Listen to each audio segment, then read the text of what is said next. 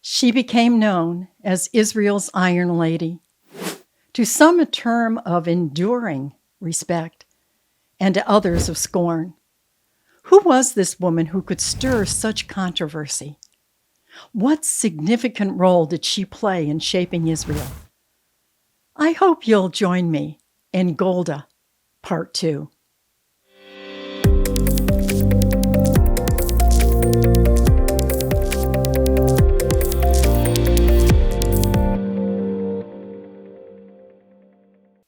Welcome to Israel Unveiled.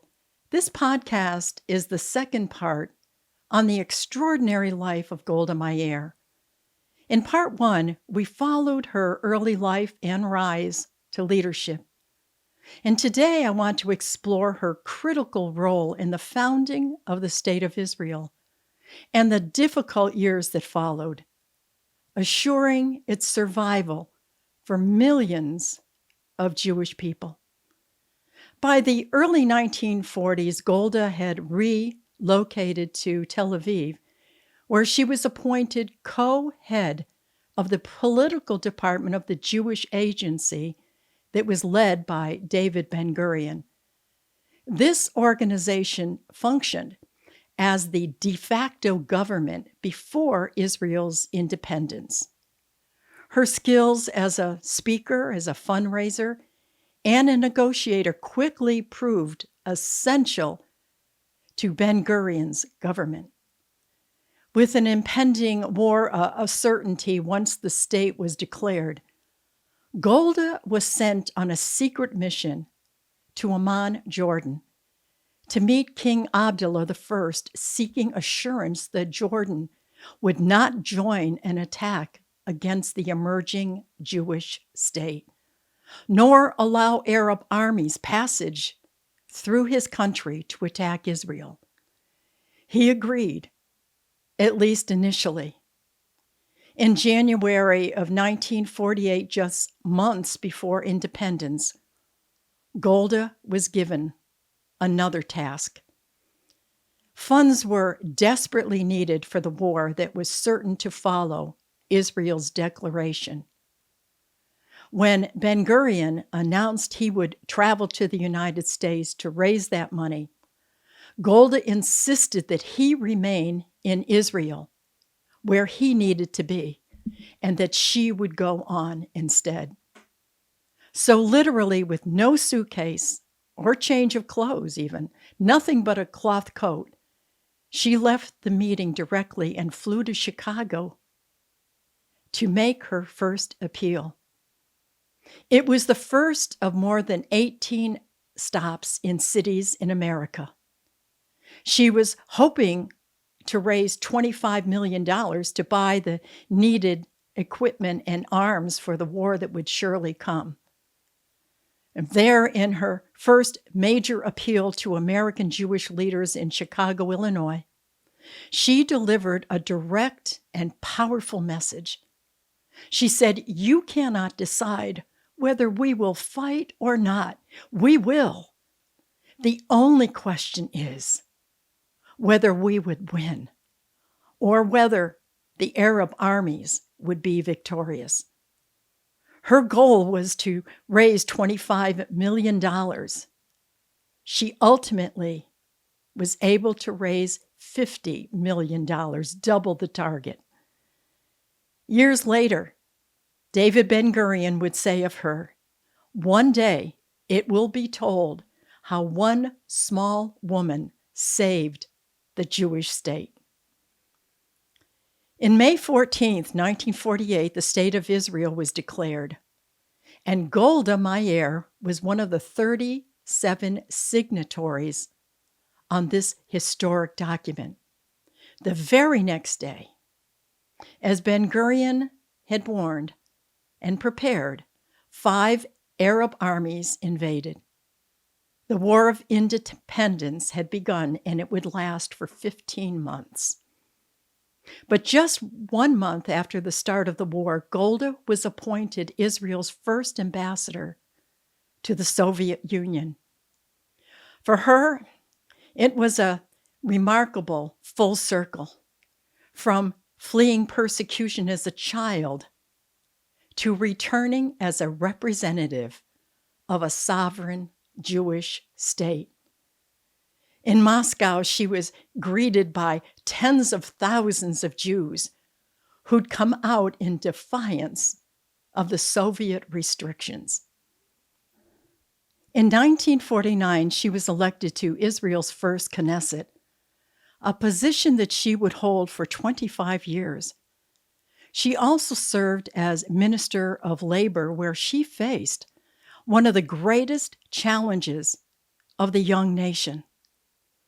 After World War II and the War of Independence, nearly 1 million Jewish immigrants arrived in Israel. Many were traumatized. They were displaced, and they had nothing. They needed homes and jobs, education and medical care. Golda led massive national projects, building housing and roads, schools and hospitals, while at the same time integrating the immigrants into a shared national identity. I can't help but think that Golda remembered the welcome and help that she and her family had received as new immigrants to America so long ago when they had escaped Russia. Her mother, Bluma, would have been so proud of her daughter. Her next assignment was foreign minister appointed by Ben-Gurion, the first woman to hold that role. Within months, Israel faced the Suez Crisis. Egypt, led by Gamal Abdel Nasser, had nationalized the Suez Canal. It was a vital global trade route under British and French control. With the secret backing of those two nations, the Israelis invaded the Sinai Peninsula. Within weeks, it was over. Golda played the diplomatic key role at the UN to bring about the ceasefire under UN supervision and to keep the Suez Canal open. In January of 1966, an exhausted Golda was diagnosed with cancer. She announced her semi-retirement, stepping down as foreign minister. But 17 months later, June 1967, Israel experienced one of its most stunning victories, the Six-Day War. For years, tensions had been rising between Israel and their Arab neighbors, particularly Jordan. Arab troops were aligning and massing along their border. Syria was continuing to shell Israeli communities along the Upper Galilee area. Israel, feeling the increased threats, launched a surprise attack, and the results were stunning. Egypt's air force was destroyed. By war's end, Israel now controlled the Sinai Peninsula, the Gaza Strip, and the Golan Heights. The prize above all, the old city of Jerusalem. For the first time in 2,000 years, Jerusalem was once again in Jewish hands. Prime Minister Levi Eshkol and the entire nation were euphoric. On February 26, 1969, Israeli Prime Minister Levi Eshkol suddenly died of heart failure.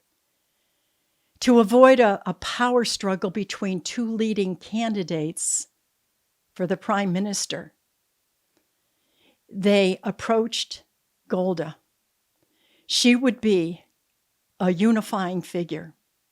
And so she was appointed as temporary prime minister until the next election in October. Her party was victorious and she became prime minister. Golda's popularity was never higher. But 4 years later, it was never lower. Golda had planned to retire and announced in October of 1973 that she would. But 3 days later, October 7th, Egypt and Syria, in a surprise attack on Israel's holiest day of the Jewish calendar, caught the nation unprepared. The devastating cost of the Yom Kippur War, 2,500 deaths and hundreds wounded. It was truly a trauma for the nation, who still had remembered the amazing victory of the 6-day war just 6 years earlier. Golda could never forgive herself for the devastating loss of lives. She resigned. In years to come, she would share how she had ignored her personal concerns that she had about an attack, but had, for the first time, listened to the military and intelligence community that no attack was imminent. I couldn't help but think about the surprise October 7th, 2023 attack on the religious holiday of Simchat Torah. Israel had ignored all the signs then as well. Golda died in 1978 of lymphoma. Israel held a state funeral for her, honoring the first and only woman prime minister of the Jewish state. Thousands filed past her flag-draped coffin. Presidents and world leaders came to pay their respects. She's buried on Mount Herzl, near the graves of other pioneers of the Jewish state. In life and in death, she will be forever known as a great visionary and a tenacious lioness. I hope you've been inspired by the life of Golda Meir. And if you've enjoyed this podcast, please click like and share. And for more content exploring Israel and its history, be sure to subscribe. Be blessed and shalom.